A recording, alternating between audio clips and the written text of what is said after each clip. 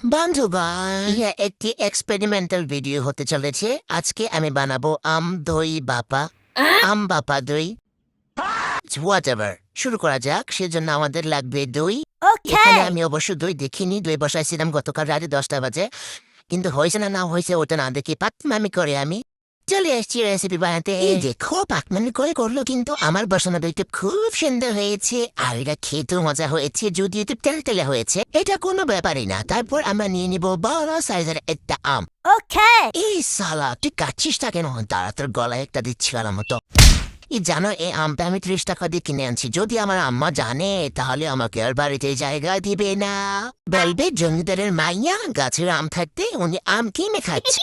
আচ্ছা চলো এবার রেসিপিতে যাই। এখানে আমি পুরোটা আম নিয়ে একটুখানি ছিল, এর মধ্যে আমি দিয়ে দিব অনেকটা পরিমাণে দই। আবার অনেক বেশি না, তোমরা দেখি বুঝতে পারবা। দই দেওয়ার পরে এখানে দিয়ে দিচ্ছি 2 টেবিল চামচ চিনি, আর লাগবে 1 টেবিল চামচ মিল্ক পাউডার। এবার আমি ম্যাজিক করে এক তুলিতে একটা স্মুদি বানিয়ে নিব। এই সালা হচ্ছে না কেন? তো এই তো হয়ে গেছে। এবার এর মধ্যে আমি দিয়ে দিব আরো একটু দই, দিয়ে ভালো করে মিক্স করে নিব। তারপর দেখছো কি সুন্দর হয়েছে এখনই। তারপর এটাকে আমি একটা পাত্রে পানি দিয়ে ঢাকটা দিয়ে তারপর এটাকে সুন্দর মতো বসে ভাপে দিয়ে দিব। আমি ভাব দিয়েছিলাম 15-20 মিনিটের মতো। দেখছো কি সুন্দর হয়েছে, অনেক সুন্দর হয়েছে, কিন্তু একটু তেল ফেলে লাগছে কেন? কোনো ব্যাপার না, হয়ে যাবে।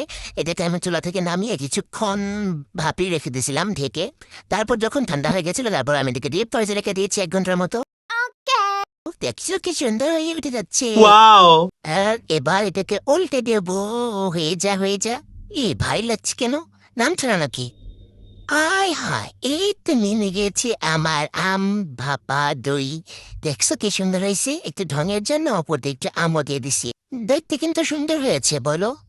আয় সালা, এটা কি হইলো? আম ভাপা দই হলো? আসলে এটা সারপ্রাইজ ছিল, আমি এটা আইসক্রিম বানিয়েছি। আমি মাঝে মাঝে তোমাদের এমন সারপ্রাইজ দিব, কেমন?